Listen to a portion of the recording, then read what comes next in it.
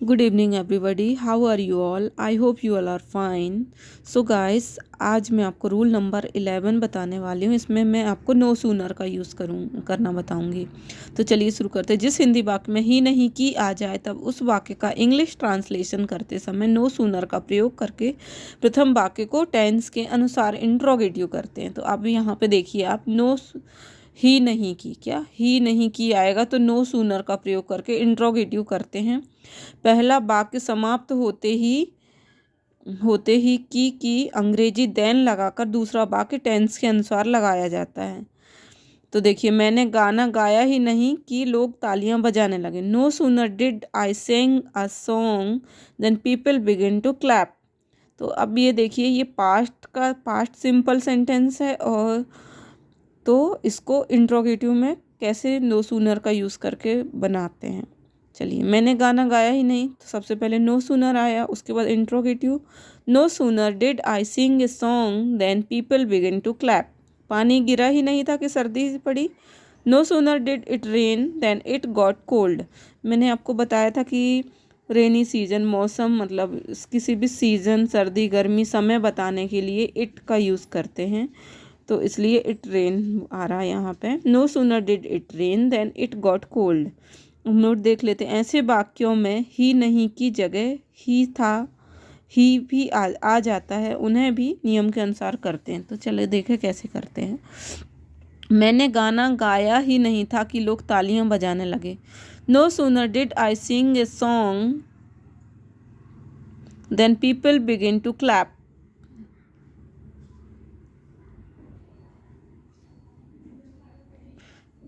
तो आप यहाँ देखिए, इसके पहले यहाँ पे ही नहीं आया था। मैंने गाना गाया ही नहीं कि लोग तालियां बजाने लगे, तो इसके लिए भी क्या आया? No sooner did I sing a song then people begin to clap. अब यहाँ पर देखिए, मैंने गाना गाया ही था। अब यहाँ ही नहीं था, ही नहीं, और यहाँ पे ही था, तो मैंने गाना गाया ही था कि लोग तालियां बजाने लगे। No sooner did I sing a song then people begin to clap. तो आप देखिए, इंग्लिश में सेम ही है, मतलब ही नहीं था या ही था, इसके लिए सेम सेंटेंस बनेगा। No sooner did I sing song then people begin to clap. पानी गिरा ही था कि सर्दी पड़ने लगी।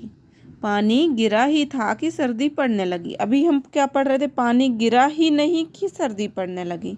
उसके लिए no sooner did it rain then it got cold.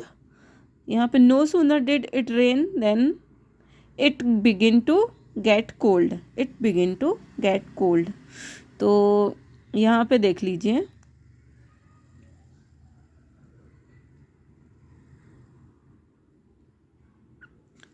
It begin to get cold हो गया।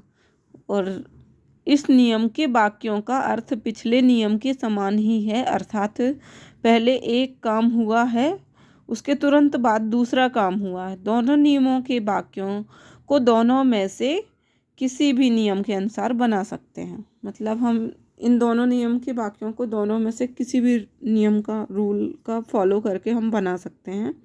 जैसे ही उसने कार चलाई, दुर्घटना घट गई।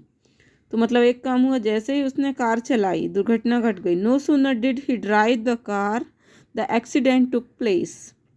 जैसे ही उसने कार चलाई दुर्घटना घट गई। No sooner did he drive the car the accident took place.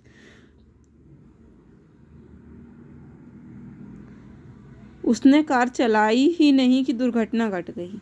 अब देखो, यहाँ जैसे ही और ही नहीं। अब इसके लिए क्या होगा? As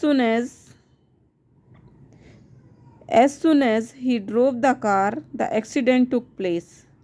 As soon as he drove the car, the accident took place. So thank you for watching. ये था हमारा as soon as no sooner का यूज़ करना कैसे करते हैं हम। तो गाइस, मतलब इसके पहले मैंने 10 रूल बताए हैं।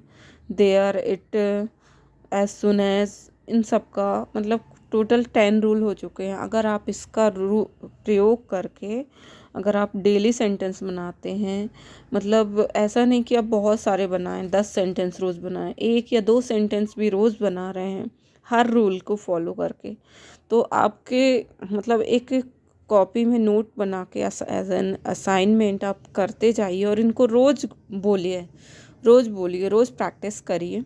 आपकी एक पूरी लिस्ट तैयार हो जाएगी और आपको पता भी नहीं चलेगा कि आप एक अच्छे इंग्लिश स्पीकर बन चुके हैं। So best of luck. अगर आप मेरा ये वीडियो देख रहे हैं, मतलब आप पे को इंग्लिश सीखना है, और आपको मैं एश्योरिटी दे रही हूँ कि अगर आप मेरे वीडियोस को देख रहे हैं तो डेफिनेटली आप बहुत अच्छे स्पीकर बन जाएंगे। श्योरिटी। कहीं से कोई कोचिंग नहीं करना, कुछ नहीं करना, आप सिर्फ इसको देखिए। मैं इतनी मेहनत जितना मैं बोलूँगी वो आप उसके अनुसार चलेंगे, मतलब उतना करते जाएंगे, और उसके साथ साथ जो असाइनमेंट दे रही हूँ वो करते जाएंगे। डेफिनेटली आप बहुत अच्छे स्पीकर बन जाएंगे। So thank you for watching. Like, share and subscribe my channel. Bye bye. Take care. Thank you.